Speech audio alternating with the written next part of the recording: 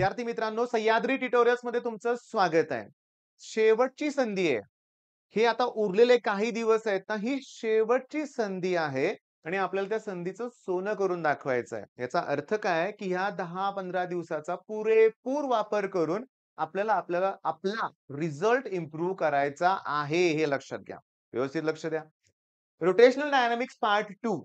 मग पार्ट 1 मध्ये मी काय घेतलंय सांगतो, व्यवस्थित लक्ष द्या. पार्ट 1 मध्ये आपण सुरुवातच केली मोमेंट ऑफ इनर्शिया. मी जर 2 मिनिटात सांगतो आपण काय काय केलंय ते. मोमेंट ऑफ इनर्शिया, त्याची डेफिनेशन, त्याचा फॉर्म्युला, त्याचे डायमेन्शन्स. ओके.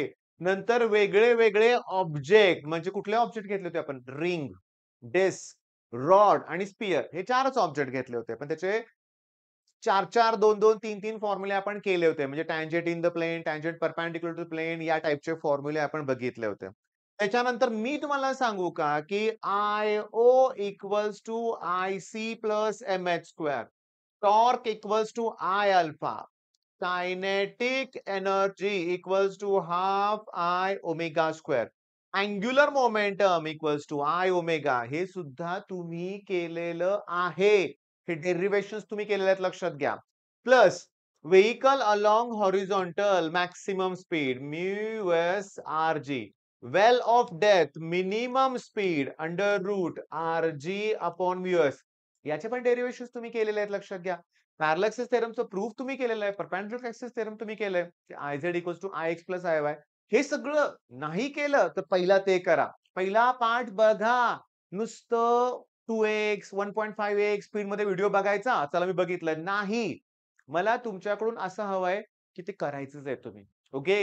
आता मी तुम्हाला सांगतो, स्टुडिओमध्ये मी लेक्चर तयार करतोय. माझ्यासमोर मुलं बसलेली आहेत. मी त्यांना सांगितलंय, की हे कंप्लीट झालं तरच जेवायला सोडणार आहे म्हणून. नाहीतर नाही. करूनच त्रास देणार आहे. त्रास, लक्षात घ्या. पण ह्या त्रासाचा ना रिझल्ट नंतर एवढा आनंद होतो ना.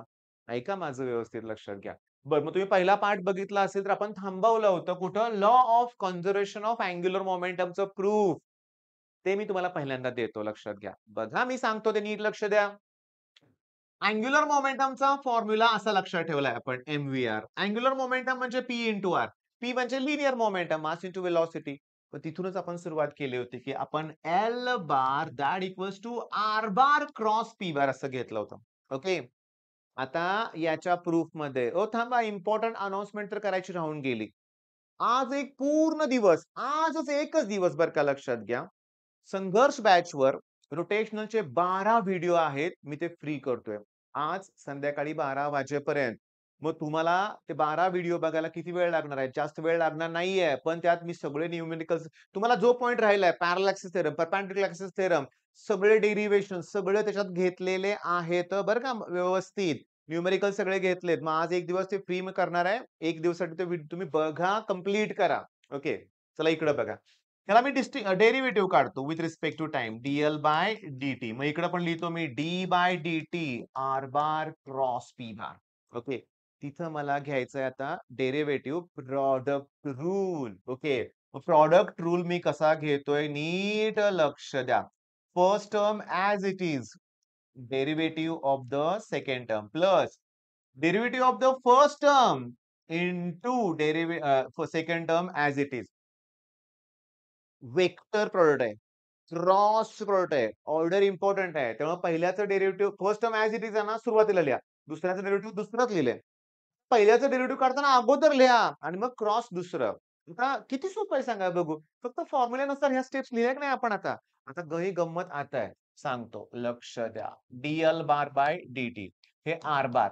पण rate of change of momentum म्हणजेच force. Okay. DR by DT. Rate of change of displacement आहे. आर म्हणजे म्हणजे वेलॉसिटी आणि पी म्हणजे मास इंटू वेलॉसिटी. ओके. आता ऐका माझं. मग DL bar by DT that equals to torque येणार आणि सेल्फ क्रॉस प्रॉडक्टची व्हॅल्यू काय असते? 0 असते. फिनिश, लक्षात घ्या. मग जर आता मला सांगा, एक वाक्य लिहायचं तुम्ही. If external torque is absent, म्हणजे टॉर्क नाहीये. टॉर्क नाहीये म्हणजे याची व्हॅल्यू किती येणार आहे? 0. मग त्या केसमध्ये डीएल बार बाय डीटी म्हणजे 0 आलं. तर एखाद्याचं डेरिव्हेटिव्ह 0 येतं, याचा अर्थ ती टर्म कॉन्स्टंट आहे. मग तेच झालं. In the absence of torque, angular momentum gets conserved. कितीतरी वेळा आलेला प्रश्न PYQ इम्पॉर्टंट आहे. बरं अँग्युलर मोमेंटम कॉन्स्टंट राहते याचा अर्थ यल कॉन्स्टंट आहे. यल कॉन्स्टंट आहे. यलचा फॉर्म्युला कोण रे? I omega. मग यल कॉन्स्टंट असेल तर आय ओमेगा हा प्रोडक्ट सुद्धा कॉन्स्टंट येणार आहे. याचा अर्थ मला फॉर्म्युला मिळाला I1 omega 1 equals to I2 omega 2. I1 omega 1 equals to I2 omega 2 केव्हा वापरायचा? तो बॅलेट डान्सर असेल तेव्हा किंवा एखादा स्विमर वरून उडी मारतोय ते ऑलिम्पिकमध्ये स्पर्धा असते बघा गोल गोल गोल फिरून तो पाण्यात जातो तेव्हा तो त्याचे गुडघे पोटाजवळ घेतो तेव्हा रिव्हॉल्युशन्स वाढतात. या सगळ्या केसमध्ये लक्षात घ्या या सगळ्या केसमध्ये तुम्हाला law of conservation of angular momentum use करायचं. ओके न्यूमेरिकल्स घेऊया का आपण? बघा इथं पहिलं न्यूमेरिकल बघा आता वाचा व्यवस्थित. Okay A spherical water balloon is rotating at 60 rpm. आता डोकं वापरा. 60 rpm म्हणजे 1 hertz येणार. 1 hertz. ठीक आहे. In the course of time, 48.8% of its water leaks out. पाणी कमी होतं याचा अर्थ मास कमी होणार आहे. एवढं कमी झालंय याचा अर्थ उरलं किती ते काढण्यासाठी 100 मधून ती व्हॅल्यू मायनस करा. सुरुवातीला मास तर 100% असणार आहे. तेवढं लीक झालेलं आहे. मग उरलेलं किती काढण्यासाठी 100 मधून ती व्हॅल्यू मायनस करा. 51.2 येते. Okay. With what frequency will the remaining balloon rotate? पहिली फ्रिक्वेन्सी 60 rpm. आता किती येईल? सांगतो. बलून स्पेरिकल आहे. तो ऑब्जेक्ट घेतलाय आपण 2/5 mr² फॉर्म्युला आहे त्याचा 2/5 mr² वापरलाय. पण आता गंमत सांगू का? गंमत अशी आहे, की आपल्याला हेच कळत नाही काय केले ते. सॉल्व्ह करून देतात की, दिले की सॉल्व्ह करून, पण कळत नाही. नॉर्मली मुलांना कळत नाही. तर माझी आयडिया काय आहे बघा, लक्षात घ्या, की हा शब्द इम्पोर्टंट आहे. काय लिहिलंय वाचा? गिव्हन. सुरुवातीला एवढं रोटेशन आहे. मी चला त्याला N1 म्हणतो. लिहितो मी 60 आरपीएम. राहू दे मी आरपीएम मध्येच व्हॅल्यू काढतो ना, काय बिघडतंय? पण थांबा, तरी नको. रिव्होल्यूशन्स पर मिनिट नको आहेत. मला रिव्होल्यूशन्स पर सेकंद हवे आहेत. मग 60 ने डिव्हाईड करा. चला 1 आलं. हर्ट्झ. ओके. मग याच्यानंतर मी काय करतोय बघा. ओमेगा 1 ची व्हॅल्यू काढतो. त्याचा फॉर्म्युला 2 पाय N1. मग तुमच्या डोक्यात आलं का N1 ची व्हॅल्यू 1 आहे. 1 टू द 2 2 पाय ओमेगाची व्हॅल्यू रेडियन पर सेकंद हे त्याचं युनिट आहे. 2 पाय. ओके. बरं. I1 ची जी व्हॅल्यू आहे ती 2/5 mr² येणार आहे. पण आता सगळ्यात महत्त्वाचं बाळांनो, इथं काय आहे माहिती आहे का लक्षात घ्या, की जेव्हा पाणी कमी होणार आहे, त्या बलूनची साईज कमी होणार आहे. त्याच्यामुळे रेडियस सुद्धा कमी होणार आहे. मला ते सुद्धा बघावं लागेल. ठीक आहे. मग I1 चा फॉर्म्युला 2/5 M1 R1² I2 चा सुद्धा फॉर्म्युला 2/5 M2 R2². ओके. पण मी इथं law of conservation of angular मोमेंटमचा फॉर्म्युला वापरणार आहे. I1 omega 1 equals to I2 omega 2. पण सगळ्यात महत्त्वाचं चला इथं जाऊया. काय दिलंय सांगा? M1 upon M2 V1 upon V2. काय प्रकार आहे? एक्सप्लेन करतोय, देत नाही. त्यामुळे गोंधळ होतो आपला. सांगतो एकदम बेसिक मला सांगा, किलोग्राम पर मीटर क्यूब हे कशाचं युनिट आहे? किलोग्राम मासचं युनिट आहे. मीटर क्यूब व्हॉल्यूमचं युनिट आहे. मास अपॉन व्हॉल्यूम कोण? डेन्सिटी. या फुग्यामध्ये वॉटर आहे. त्याची डेन्सिटी कॉन्स्टंट आहे. याचा अर्थ मासचा फॉर्म्युला मी घेतला volume into density. Density constant आहे याचा अर्थ मास व्हॉल्यूमला डायरेक्टली प्रोपोर्शनल आहे. तर M1 अपॉन M2 म्हणून तर V1 अपॉन V2 घेतलंय. नोट डाउन करून घ्या. कसा आला फॉर्म्युला कळाला का? मास म्हणजे व्हॉल्यूम इंटू डेन्सिटी. ओके. बरं. मग आता व्हॉल्यूम 4/3 पाय क्यूब. मग 4/3 पाय आर क्यूब म्हणूया आपण. 4/3 पाय कॉन्स्टंट आहे. मग आर क्यूब. मग आलं का आर क्यूब कुठनं आलं ते? हे कळत नाही. त्यामुळे मुलं आपली घाबरतात आणि पहिल्या टॉपिकमध्ये असेच सगळे प्रॉब्लेम सॉल्व्ह करून दिलेत. तर सुरुवातीपासूनच फिजिक्सला स्किप करतायत मुलं. हे आता नाही चालणार. करायचंय तुम्हाला माझ्याबरोबर. मग R1 अपॉन R2 साठी M1 अपॉन M2 चं क्यूब रूट घेतलंय. ओके. मग आता मला काय हवंय बघा मी सांगतो. डायरेक्टली मी लिहायचा प्रयत्न करतो मागच्या पेजवर. I1 omega 1 equals to I2 omega 2. I1 म्हणजे 2/5 M1 R1² इंटू ओमेगा 1 2 पाय N1. I2 2/5 M2 R2² into omega 2 2 पाय N2 आणि मला N2 काढायचंय. N2. चला 2 पायला 2 पाय कॅन्सल. 2/5 ला 2/5 कॅन्सल. ते इकडं आणा. मला असं मिळेल M1 upon M2 that equals into R1 upon R2 चा स्क्वेअर. ओके. इंटू N1 ची व्हॅल्यू किती होती रे? N1 ची व्हॅल्यू आपण काढली होती. N1 ची व्हॅल्यू 1 हर्ट्झ आहे. ओके. ओमेगा 1 ची व्हॅल्यू 2 पाय टाकली चालली असते लक्षात घ्या. ओके. ओमेगा 1 ची व्हॅल्यू 2 पाय कॅन्सल. N1 ची व्हॅल्यू 1 हे संपलं. N1 ची व्हॅल्यू 1 आहे. हे तिकडे घेतलं, हे तिकडे घेतलं. इकडे फक्त N2 उरलंय. झालं. मग आपल्याला आन्सर मिळालं बघा. तेवढंच मिळालं की नाही व्हॅल्यू? I1/I2 चा रेशो ह्यांच्यासारखं नाही करायचं मला. हे बघा इथं. म्हणजे आता थांबा 1 मिनिटं. मग आता आपण सोडवूया कसं आता मला सांगा? R1/R2 ची व्हॅल्यू आपण काढली. M1/M2 बघा लक्ष द्या. R1/R2 ची व्हॅल्यू टाकली M1/M2 raise to 1/3. M1/M2 raise to 1/3. मग ती जर व्हॅल्यू मी इथं पुट केली M1 रेज़ टू 1/3 पुन्हा ही M1/M2 रेज़ टू 1 आहे. म्हणजे मला असं मिळणार की M1/M2 रेज़ टू 1 आहे. हे M1/M2 रेज़ टू 1/3. 1 प्लस 1/3 केलं तर ते 4/3 होतील. Okay, okay. पण थांबा ना, मी तुम्हाला सांगतो. इथे हे 2 आहे ना. R1/R2 ची व्हॅल्यू 1/3 आहे, पण त्याचा स्क्वेअर पण आहे. मग क्रॉस मल्टिप्लिकेशन करा 5/3 येईल. मग N2 ची व्हॅल्यू M1/M2 मला ह्या प्रॉब्लेमला पुन्हा वेळ लावायचा, पुन्हा एक्सप्लेन करायचं तुम्हाला. पण ऐका सांगतो का ते. आता मास स्टार्टला नाही का दिलं, लीक झालं ते म्हणून. मग M1 ला मी 100% घेतो. ओके 100% आणि M2 किती पर्सेंटेज लीक होतं बघा बघू. M2 जवळ-जवळ मी तुम्हाला सांगतो किती पर्सेंटेज लीक आहे 48.8% लीक आहे. म्हणजे 51.2% शिल्लक आहे म्हणूया आपण. ठीक आहे. मग आपण इथं 51.2 आता हे कसं करायचं सांगतो. लक्ष द्या व्यवस्थित. अवघड आहे. याचा लॉग बघा. ऐका नीट 100 चा लॉग बघा. त्यातून 51.2 चा लॉग बघून मायनस करा. जे येईल त्याला पहिल्यांदा 5 न मल्टिप्लाय करा.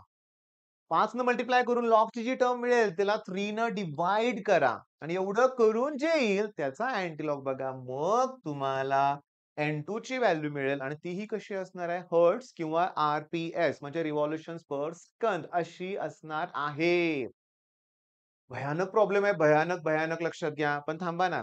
येऊ दे ना 3 मार्काला. येणार 3 मार्काला परीक्षेत. मी तुम्हाला सांगतो या वर्षीच्याच पेपरमध्ये येणार. आत्तापर्यंत नाही आला म्हणजे येणार. मी तुम्हाला सांगतो गेले 3-4 वर्ष असंच झालंय. मी बोललो नाही येणार की आलाय प्रॉब्लेम. मग आता केला पाहिजे. करूया की. मासचा फॉर्म्युला व्हॉल्यूम इंटू डेन्सिटी. आता डेन्सिटी जर कॉन्स्टंट असेल तर मास प्रोपोर्शनल टू व्हॉल्यूम.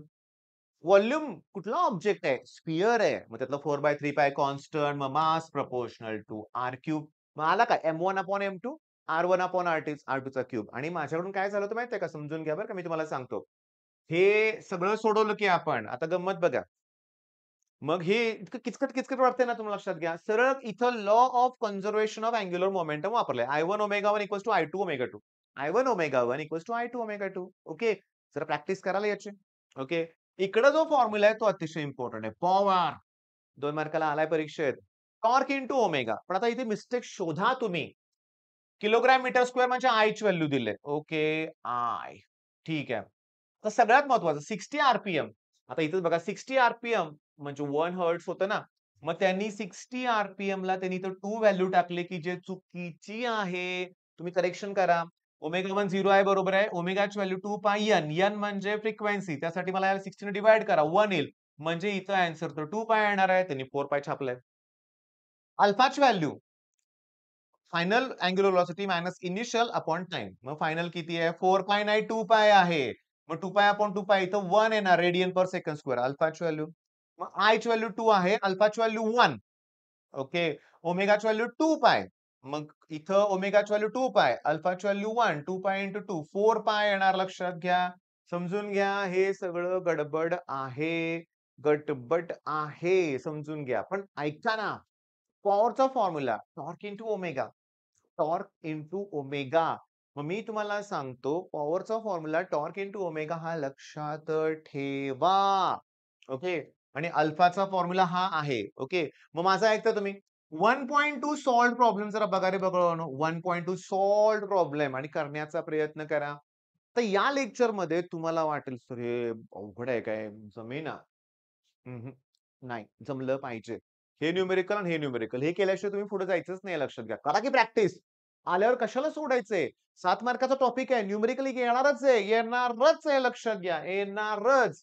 चला आता हे जे आहेत ना, हे फॉर्म्युले जे तुम्हाला सांगतो क्लिअरली बरं का. सीईटीचं पुस्तक काढा स्कोर बुस्टर तुम्हाला दिसेलच. आता मी तुम्हाला सांगतो ते लक्ष द्या. हिंट देतोय. काय लिहिलंय? Minimum. Angle of banking. Minimum म्हणलं ना, की वरती मायनस आणि खालती प्लस आहे का बघा. हो, ऑब्व्हियसली.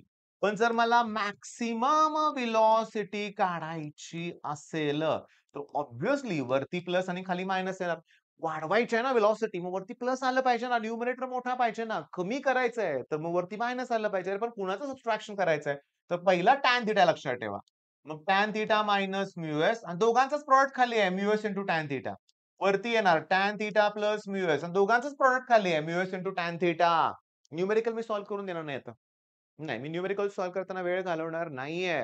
मी तुम्हाला देतोय ॲज अ होमवर्क म्हणून बरं का. ॲज अ होमवर्क म्हणून. मला अँगल ऑफ बँकिंगचे फॉर्म्युले पाठ पाहिजेत. नेक्स्ट लेक्चरला मी काय करणार आहे व्हर्टिकल सर्क्युलर मोशनचे फॉर्म्युले आणि राहिलेले न्यूमेरिकल्स घेणार आहे बरं का. चला हे न्यूमेरिकल पहिला बघू आपण. मेरी गो राउंड. मेरी गो राउंड म्हणजे मी तुम्हाला सांगतो व्यवस्थित लक्ष द्या. हे इथून एवढं हे न्यूमेरिकल आहे आणि हे त्याचं सोल्युशन आहे जे तुम्हाला कळतच नाही काय केलंय ते. सांगतो की मी तुम्हाला सांगतो. कोनिकल पेंडुलम आहे. कोनिकल पेंडुलम सारखं एक्झाम्पल आहे. इथं थीटा दिलाय आणि हा थीटा फिक्स आहे 37 डिग्रीज. 2-3 न्यूमेरिकल आहेत या टाइपचे 37 डिग्रीज. याच्यानंतर पण बघा 37 आहे का 37 डिग्री आणि sin 37 ची व्हॅल्यू फिक्स आहे 0.6. sin 37 ची व्हॅल्यू फिक्स आहे 0.6. मग sin 36 ची व्हॅल्यू 3/5 येणार आहे. बघा ना 3/5 म्हणजेच 0.6. मग cos 37 आरामात काढतो मी 4/5. tan 37 सुद्धा मला काढता येईल 3/4. अरे नोट डाउन करून ठेवा. फिक्स व्हॅल्यू आहेत. चेंज होत नाहीत. sin 37 0.6. sin 37 0.6 म्हणजे किती 3/5. cos 37 4/5. Okay. tan 37 3/4. sin upon cos ना. बरं आता काय आहे सांगतो लॉजिक ह्यात बरं का. समजून घेण्याचा प्रयत्न करा. हे जर 2.1 असेल, तर इथून एवढं पण 2.1 येणार. हा इथं घोडा आहे बरं का लक्षात घ्या. तर हे डिस्टन्स x आहे म्हणूया आपण. ओके. हे थीटाच्या समोर आहे. मग sin थीटा म्हणजे sin 37 that equals to opposite side upon hypotenuse. याची व्हॅल्यू 0.6 आहे. त्याला 1.5 न मल्टिप्लाय करा. अरे इथंच गडबड करता. 15 6 90. 90. पण पॉइंटच्या पुढे 2 डिजिट आहे. त्यामुळे 0.9 मीटर येणार रे बाळा. मग हे 0.9 मीटर आलं. इथून 2.1 हे रेक्टँगल आहे. मग टोटल आर ची व्हॅल्यू 3 मीटर आली की रे बाळा? आली का बघ बघू? ओके. आर ची व्हॅल्यू 3 मीटर कुठे घेतले कुणास ठाऊक. बघा इथं. असं आहे 3 मीटर. ओके. समजून घ्या. व्यवस्थित लक्ष द्या. व्यवस्थित समजून घ्या. हे सगळं काय चाललंय ते लक्ष द्या. हा जो फॉर्म्युला आहे ना, टॅन थीटाचा कुठून आणला फॉर्म्युला तुम्ही? कसा केला? काय केले काय? तर सांगतो लक्षात घ्या. समजतंय का बघा तुम्हाला? शांतपणे मी हा असा पार्ट काढतोय. याच्यामध्ये असं टेन्शन आहे. त्याचा हा कॉम्पोनंट आणि हा कॉम्पोनंट आहे. हा अँगल थीटा असेल तर हा पण थीटा. ही त्याच्या ॲडजस्टंट आहे म्हणजे टी कॉस थीटा. ते वेटला बॅलन्स करतोय. आणि हा हॉरिझॉन्टल कॉम्पोनंट आहे T sine theta. Horizontal component centripetal force provide करणार म्हणून तर लिहिलंय T sine theta equals to M R omega square. M R omega square. MV square upon R लिहायला पाहिजे होतं. मग हे का लिहिलं? फ्रिक्वेन्सी विचारले ना म्हणून. बरं मग ह्याची काही गरजच नाही. हा ह्याला बॅलन्स करतोय. पण थांबा रेडियस तर काढण्यासाठी ते सगळं उचापती केलं आपण. इथं साइन थिटाची व्हॅल्यू घेतली आपण. ओके. आता शांतपणे बघा. त्यांनी हा प्रकार जो केलाय ना, तो खरोखर करणं गरजेचं होतं का? होतं. रिझन सांगतो. मार्क्स दिलंच नाहीये त्यांनी कुठं. मार्क्स दिलेलंच नाहीये. मग मी काय करतो? टी साइन थिटाला टी कॉस थिटाने डिव्हाईड करतो. मग टी साइन थीटाला मी टी कॉस थीटाने डिव्हाईड केलं. टी साइन थीटा म्हणजे m R omega square. T cos theta म्हणजे एम जी बस ना एम ला एम काय झालं? कॅन्सल. मग साइन अपॉन कॉस म्हणजे कोण मिळालं मला? Tan theta. आर ची व्हॅल्यू किती आहे? 3. Omega square. ओमेगाची व्हॅल्यू असते 2 पाय एन म्हणजे 4 pi square n square divided by g. G ची व्हॅल्यू अख्ख्या टॉपिक मध्ये 10च दिले बरं का त्यांनी लक्षात घ्या. जी ची व्हॅल्यू किती दिली सांगा 10. मग तुम्हाला सांगतो पाय स्क्वेअर इक्वल्स टू जी असतं रे. G equals to pi square. मग इथं मी जी आणि पाय स्क्वेअर कॅन्सल करतो ना. मग 4 3 जा 12. टॅन काढली की आपण टॅन थीटाची व्हॅल्यू. थीटा 37 आहे. मग ह्याची व्हॅल्यू बघा 3/4. That equals to 3 into 4 into N square. ह्याला हे काय होतील? कॅन्सल. हे 4 इकडं 16 होईल. मग एन स्क्वेअरची व्हॅल्यू 1/16 आली, तर काढा की 1/4 आलं का? पटकन आलं आपल्या लक्षात घ्या. G equals to pi square डोक्यात ठेवून. मग आता हा व्हिडिओ मी तुम्हाला सांगतो, मला मेरी गो राउंडचं गणित पाहिजे. फनेलचं गणित तुम्ही सॉल्व्ह करा. नॉर्मल रिएक्शनला रिझॉल्व्ह करा आणि सॉल्व्ह करा. मी तुम्हाला सांगतो त्याच्यानंतर एक्सरसाइज मधले प्रॉब्लेमकडे जावा. ओके. मला आता नेक्स्ट लेक्चरमध्ये व्हर्टिकल सर्क्युलर मोशन घ्यायचंय. संध्याकाळी तो लेक्चर तुम्हाला मिळणार आहे. आणि त्याचबरोबर जे आहे ना इन्क्लिनेशन, त्यात एक्सेलरेशनचा एक फॉर्म्युला आहे. जी साइन थिटा आठवा. जी साइन थिटा अपॉन 1 प्लस काहीतरी के स्क्वेअर अपॉन आर स्क्वेअर आहे का बघा. तो फॉर्म्युला पण इम्पॉर्टंट आहे. एक न्यूमेरिकल सोडायचं नाहीये आपल्याला. आजच्या दिवसाची सुरुवातच वेगळी आहे. रोटेशनल डायनामिक्स सगळं करायचंय. आणि थोडी भीती, दबाव टाकून हे करून घेतोय ना, गरजेचं आहे. ठीक आहे, मग करा चांगला अभ्यास. All the best.